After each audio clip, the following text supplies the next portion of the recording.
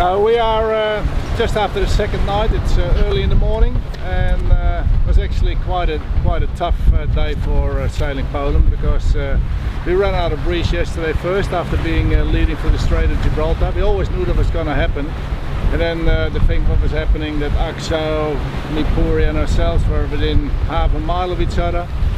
Axel got first the breeze, then Mipuri and us last, and all of a sudden, like being together, we are like 4 or 5 miles behind.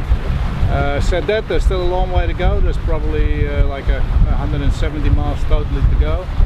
Hopefully there's going to be another restart, but not that the restart will be as such that the boats are now far behind us, going to overtake us. So we just keep pushing and sailing hard, and see where we're ending up.